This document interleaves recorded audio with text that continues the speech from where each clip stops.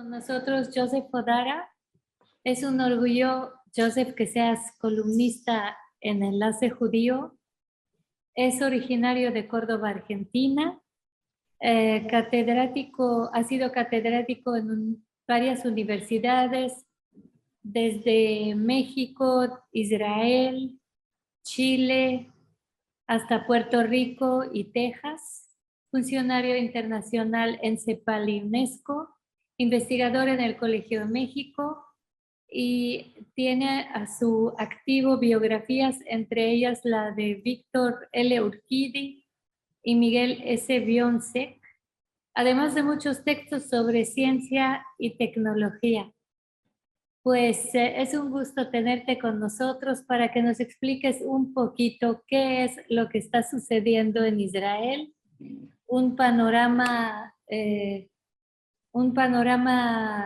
difícil ahora. Vamos por quintas elecciones en 3 años. Explícanos un poco qué pasa. Con mucho gusto, May, te agradezco esta oportunidad para poder explicar al público, no solamente mexicano, sino a cualquier público interesado, los dilemas presentes que en este momento abruman a este país. Y de una manera muy singular, porque si yo veo los problemas en la perspectiva histórica, no hay duda que en este momento, cuando se va a librar el 5º torneo electoral, creo que estamos viviendo momentos muy, muy importantes que van a determinar la fisonomía del futuro. En primer lugar, en términos estrictamente políticos, el litigio entre Yair Lapid y, yo diría, y la familia Netanyahu es algo completamente singular. Yair Lapid lo quieren alejar de la política diciendo que no tiene experiencia, pero en rigor no es cierto. Su padre, que llegó de Yugoslavia a Israel, fue ministro de este país. Su madre es una escritora muy conocida, igualmente su esposa. Él, en lo personal, es cierto que se dedicó más bien boxeador, también periodismo, televisión, etcétera. Parece una persona ligera desde el punto de vista de su talento intelectual. Sin embargo, él está asumiendo a sus 58 años, está asumiendo sus tareas con una seriedad y honestidad impecables. El caso de Netanyahu, de la familia Netanyahu, es totalmente diferente. Se trata de 3 componentes diferentes. Se trata de el padre de familia, se trata de la esposa y se trata de un hijo, es decir, 3 elementos sumamente activos y no siempre coinciden.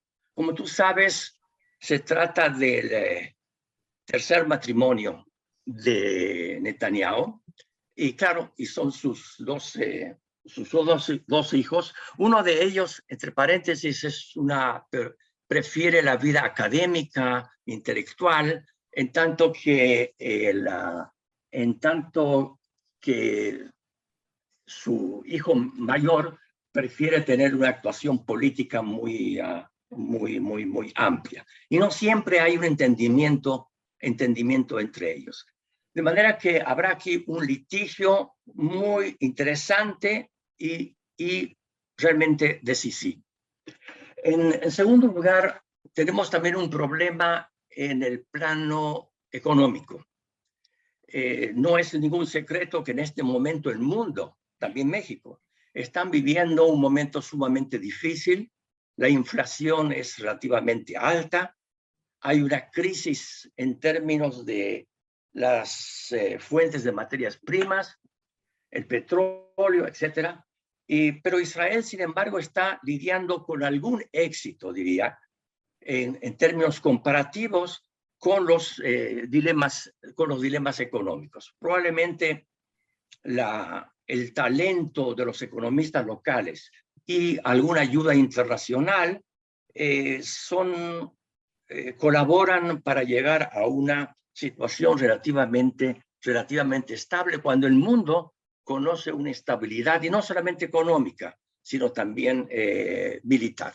De todas maneras, aquí el principal problema en este momento es el problema político, y vamos hacia una puja política electoral sumamente difícil, en la cual la familia Netanyahu, con sus diferencias de opinión, son un elemento clave con respecto a Yair Lapid, que en este momento está acumulando una gran experiencia.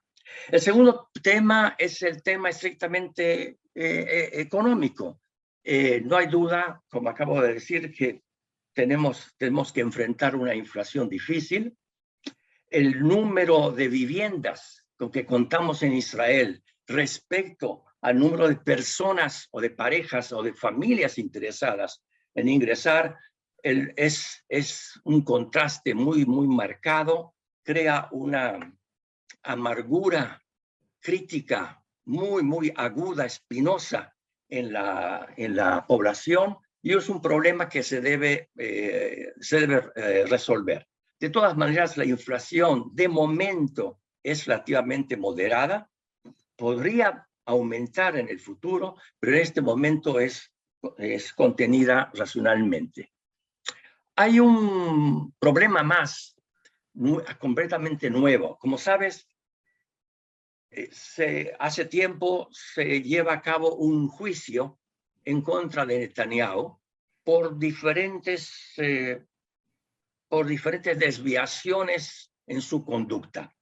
Y mañana aparecerá Adas Klein, que fue la secretaria del productor de cine Milchen.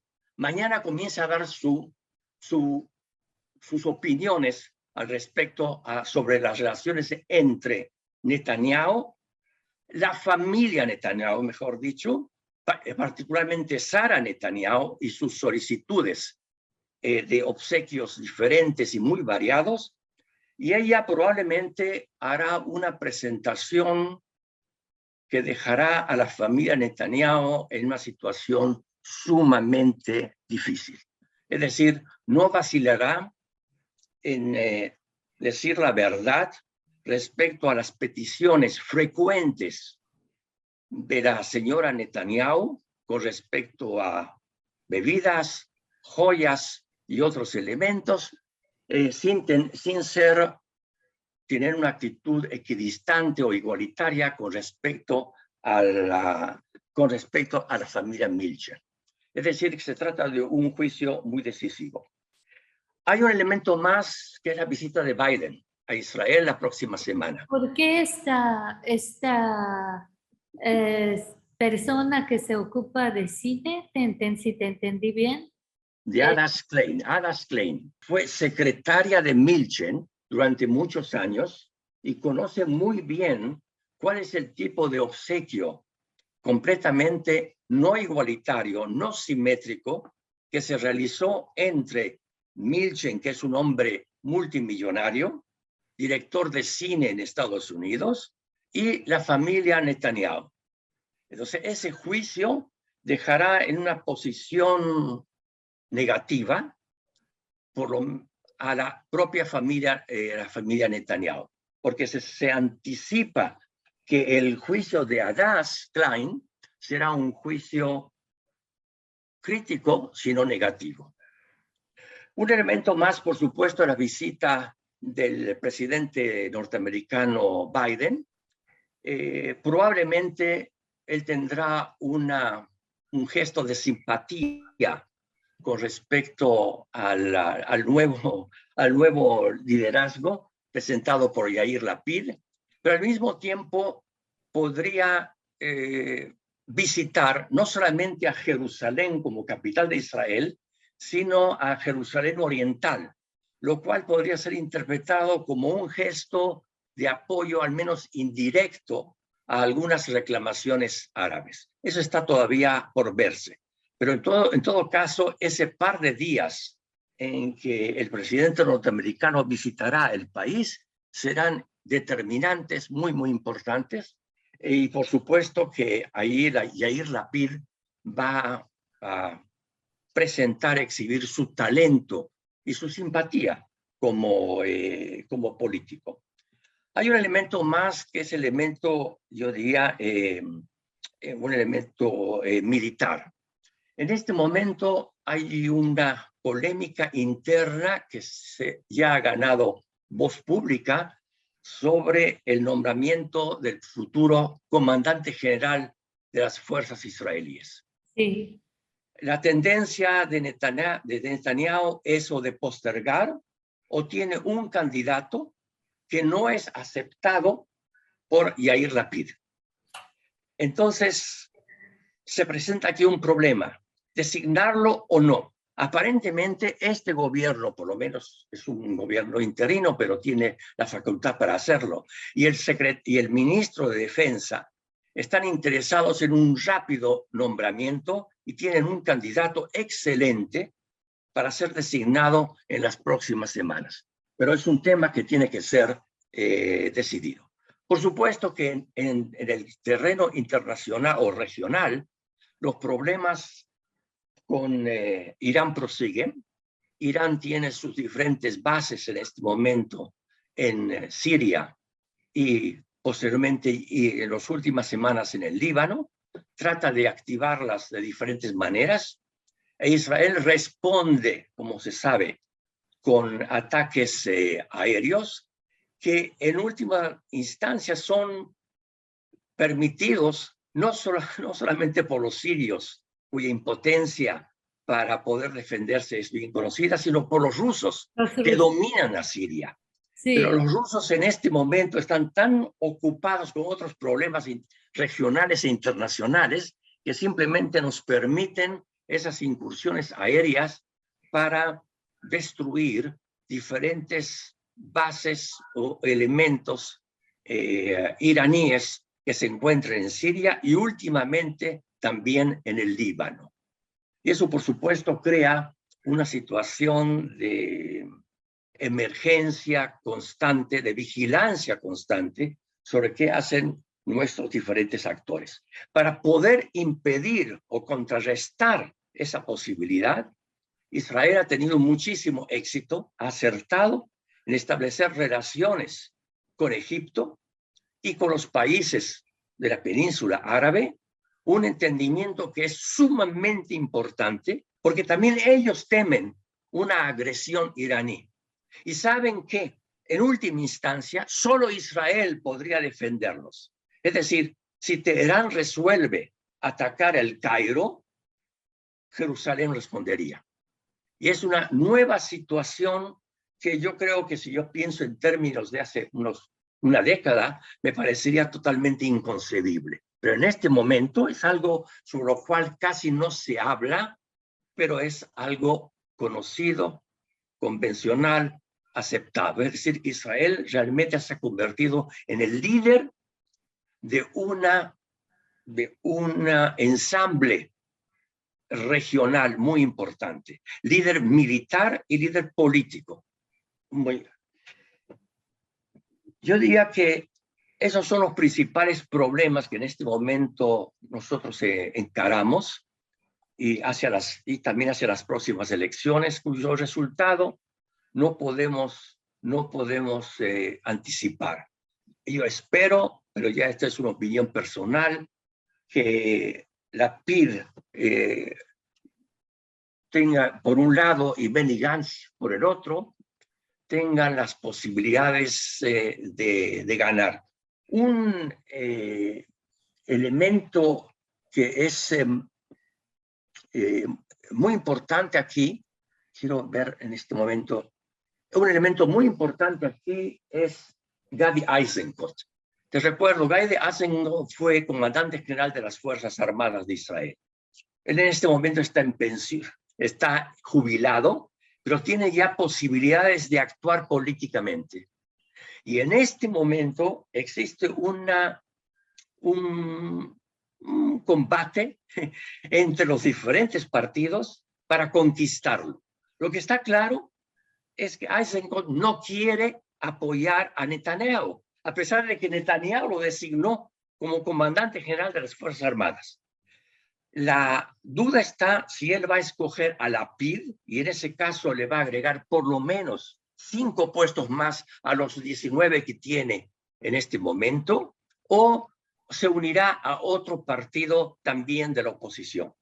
Pero en cualquier caso se trata de una figura trascendental, importante, decisiva. Pero él, yo creo que prudentemente guarda silencio hasta este momento. Creo que está negociando secretamente con los diferentes partidos para saber qué partido le ofrece las mejores posibilidades. Pero se trata, indudablemente, de una figura llave en esta escena política interna de nuestro país.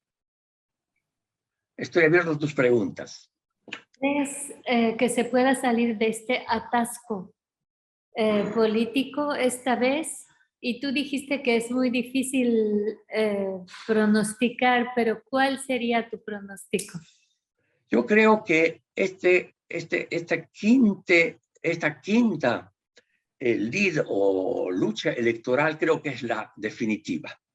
Yo creo que las partes, ya sea por cansancio o ya sea por el hecho de que Lapid, el partido de Lapid, tiene ya una posición sobresaliente y muy, muy clara, yo creo que en esta quinta será el round, el round definitivo.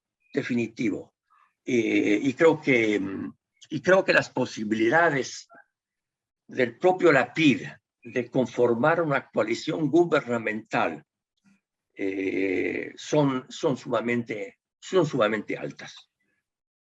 Por supuesto, en tal caso y en este escenario, la reacción de Netanyahu y del público que lo apoya podría ser una reacción, me atrevo a decir, inclusive violenta, particularmente en las calles, pero en última instancia yo creo que deberán aceptar el voto definitivo hecho por la población israelí. En cualquier caso, creo que este quinto torneo electoral, también por razones económicas, pero este quinto torneo electoral es decisivo y yo espero personalmente que Lapid y su coalición de gobierno, incluyendo a un partido árabe, creo que será una coalición sumamente importante que hará un viraje cualitativo a Israel. Incluyendo los árabes, dices. Incluyendo, perdón. Incluyendo los árabes. Claro, indudablemente que en el momento en que una representación de los árabes tiene cabida dentro de la coalición y tal posibilidad se vio ya en la coalición anterior, probablemente será mucho más elocuente en el próximo concierto de coalición. Eso permite indudablemente que la población árabe, que constituye en este momento el 20% de la población israelí, se sentirá mucho más segura, mejor representada en los poderes de Israel. ¿Y cuál es tu opinión acerca del gobierno de Bennett y Lapid? ¿Cuáles, según tú, fueron sus logros y cuáles sus fracasos? Creo que el gobierno de Bennett, a pesar de su cortedad, fue un gobierno muy, muy exitoso en términos internos, sumamente estable, a pesar de que Bennett representaba solamente a 5 o 6 delegados en su partido, 5 o 6 delegados que finalmente se apartaron de él y quedó casi completamente solo. Sin embargo, él cometió 2 errores importantes. Un primer error es perder tiempo en su viaje a Moscú para hacer unas tratativas que finalmente no han conducido a nada cualitativamente importante. le hicieron perder tiempo a pesar de su figuración internacional, etcétera. Creo que fue un error de su lado. Y un segundo error fue no trabajar como primer ministro en Jerusalén. El hecho de que él continuó trabajando en Ra'anana, lugar donde vive, donde se hizo una inversión de más de 12 millones de shkalim para poder asegurarlo como primer ministro, con instalaciones de todo tipo, con guardias numerosos, etcétera. Creo que fue un error sumamente importante, al punto tal que Lapid consideró corregirlo de inmediato y antes de ser electo primer ministro, simplemente se instaló ya en Jerusalén y se instaló en un lugar donde algún momento, y debo recordar esto, en un momento en que fue, en un edificio en que en algún momento fue la embajada de Guatemala. Guatemala, sí. Y lo digo esto En porque yo Halford, cuando ¿no? era estudiante en Jerusalén, era secretario del embajador de Venezuela, que en ese momento estaba instalado en Jerusalén y tenía relaciones muy cerca con la embajadora de Guatemala, que también estaba en Jerusalén. Y en este momento, Lapid, junto con su esposa y sus hijos, habrán de instalarse en ese lugar. Es decir, él aprendió del error cometido por Bennett y rápidamente ha tratado de corregirlo. Y se trata, vuelvo a decir, de una persona que admirable, Lapid, porque más allá de su experiencia no política, aunque fue ministro de Economía en el gobierno de Netanyahu, sin embargo, muestra una capacidad de liderazgo particularmente singular y sabe cuáles son sus limitaciones, por ejemplo, en el campo estrictamente militar o económico. ¿Cómo lo corrige? Simplemente pidiendo consejo, asesoramiento. Y él reúne a las personas indicadas en los asuntos que le inquietan, escucha sus opiniones y finalmente llega a una decisión por la cual él es responsable. Ojalá todos los primeros ministros y los líderes hicieran lo mismo, ¿no? Es decir, yo no sé de eso, pero consulto, ¿no? Joseph, ¿crees que Netanyahu tiene aún posibilidades de volver al poder? Sí, indudablemente sí.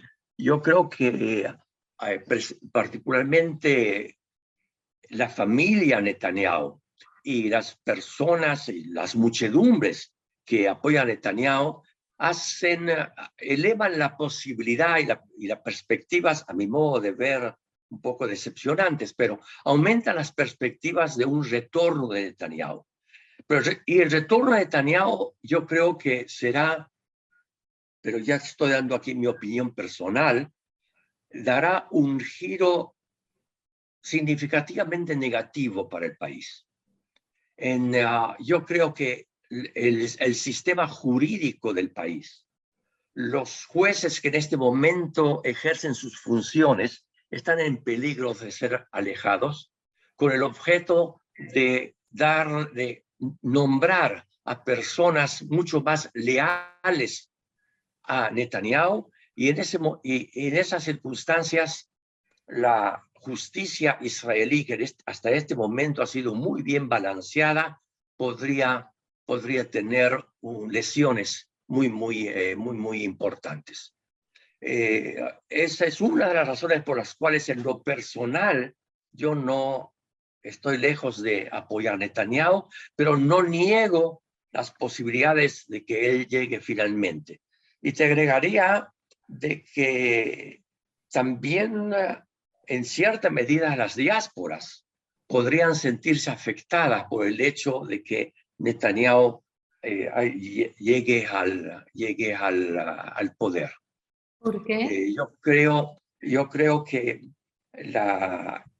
que Netanyahu podría provocar en Israel situaciones conflictivas, tanto en términos familiares como políticos, que trascenderían en la vida de los judíos en el extranjero. Es decir, daría alimentos a diferentes agrupaciones que critican a Israel, pero le darían argumentos adicionales, o ya sea porque señalarían la vida personal de Netanyahu, sus diferentes matrimonios, el hecho de sus vida personal que lo llevó a un enfrentamiento con los abogados y con su esposa para establecer nuevos términos absolutamente secretos en caso de divorcio. Es decir, creo yo que las diásporas no estarían completamente contentas y tampoco los elementos internacionales como el presidente de Francia, como el presidente de Estados Unidos, Biden. Yo creo que no verían con buenos ojos un ascenso de Netanyahu al poder. Pero se trata de un hecho que no gravita sensiblemente en los resultados finales de las elecciones. Sí, pero finalmente en la diáspora es mucho más fácil ser partidario de la derecha o de Netanyahu porque no se vive en Israel. Eso es cierto, pero piensa por un momento si Netanyahu, con algún entendimiento con Trump, provocara algunas actitudes no tan favorables al mundo judío diaspórico, creo yo que eso crearía alguna inquietud en las diásporas. Pero de todas maneras, tal vez se trata de una hipótesis algo arriesgada, pero me permito pensar que también las diásporas deberían deberían atender esa situación particular, la relación Trump-Netanyahu, que es una relación no tan favorable para el mundo judío. Sin embargo, trajo los acuerdos de Abraham. Indudablemente, indudablemente. Pero yo creo que más allá de esos acuerdos y más allá del hecho de que en este momento Trump se encuentra en la oposición y con perspectivas algo alejadas de retornar al poder, etcétera, de todas maneras son situaciones que pueden variar con gran velocidad. Si no es Netanyahu, ¿quién? Porque yo sé que hay algunas personas que ya se están preparando para ser candidatos. No, yo creo que una coalición jefaturada por Lapid es la posibilidad, por lo menos en términos personales, es la que me parece la más prometedora. Es una posibilidad de que permitiría que un elemento árabe musulmán formara parte de la coalición. Y algo más, permitiría también que un elemento o dos personajes que están hoy en el escenario israelí tendrían una actuación moderada. No así en el caso del triunfo de Netanyahu. Me refiero a Ben Gvir y a Smotrich. Se trata de dos personajes. El primero nunca estuvo en el ejército, el segundo solamente 8 meses. Sin embargo, tienen actitudes como si fueran los grandes salvadores de Israel. Pretenden, aunque no lo dicen directamente, la expulsión de los árabes de Israel con el objeto de llegar a una nacionalidad relativamente sana, pura, y detener la expansión árabe dentro de la población israelí. Y yo creo que son dos personajes que Netanyahu no los puede frenar. Sin embargo, Lapid sí. Lapid sí los puede frenar a través del hecho de que no integrarían ninguna coalición, ningún entendimiento con Lapid. Pero en el caso de Netanyahu, serían figuras muy importantes en la coalición y determinarían también el rumbo de la coalición en temas internos.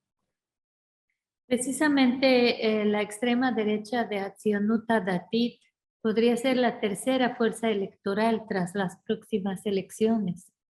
¿Qué opinas? Probablemente sí, pero hay dudas al respecto. Hasta el día de hoy, en términos históricos, las diferentes agrupaciones ortodoxas religiosas han sido cercanas a Netanyahu. Sin embargo, en el caso de un triunfo de Lapid, yo creo que podría verificarse un viraje, particularmente si Lapid, y Lapid ya se ha pronunciado al respecto, les ofrece posibilidades. Por ejemplo, no nos va a afectar en términos de servicio militar, va a tratar de incrementar la política de vivienda en favor de las minorías religiosas, tratará de eludir cualquier expresión contraria a los elementos religiosos, su Lapid, por supuesto, es un hombre profundamente laico.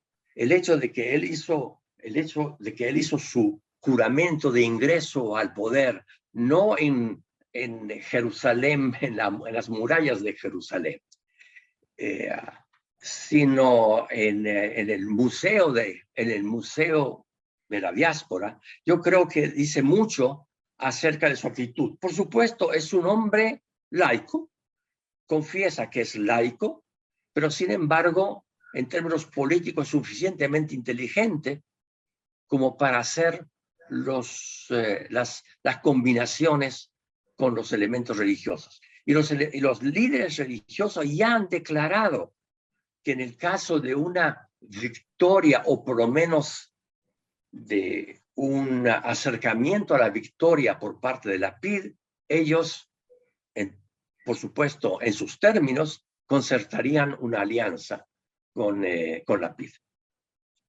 Pues eso va a ser muy interesante. ¿Qué fue lo que llevó a Israel a esta situación política tan complicada, Joseph? Yo creo que hay varias razones. Una de ellas es el hecho yo creo que es la propia conducta de Netanyahu y el juicio que se está realizando hoy contra Netanyahu. Como te acabo de decir, cuando uno dice Netanyahu, no está diciendo una sola persona. Se está hablando realmente de tres personas diferentes, que a veces hay entendimientos entre ellos y a veces no.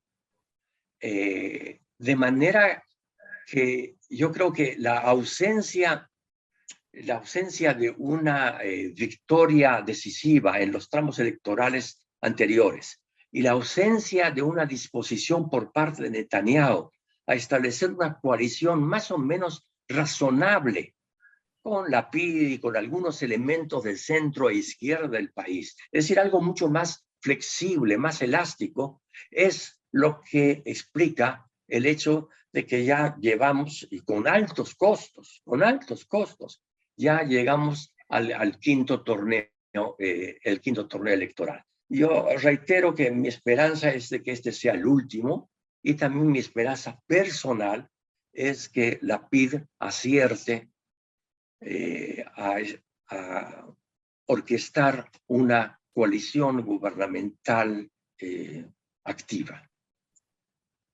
Y para terminar, Joseph, 5 elecciones en apenas 3 años. ¿Eso es muestra de funcionalidad o de que algo falla en la democracia israelí? No, indudablemente la democracia israelí es una democracia joven, tiene sus debilidades, indudablemente. Yo creo que la democracia israelí pone excesiva atención a los elementos personales, carismáticos, si tú quieres. Creo que más importante sería poner acento en las ideologías, en las banderas que cada uno de los partidos, en lo que más conviene al país. Y en ese sentido, quiero decirte que los comandantes de las Fuerzas Armadas israelíes son los que dan el mejor ejemplo de neutralidad, de una acción plenamente apoyada por el pueblo. No se intrometen en política gratuitamente, y si lo hacen con suma discreción. Pero en el caso de Israel, yo creo que todavía no hemos llegado a un sistema, relativamente maduro, reflexivo, que nos permita o que nos garantice la estabilidad. A pesar de que nuestros problemas de seguridad son tan importantes en este país de 20,000 kilómetros cuadrados, tan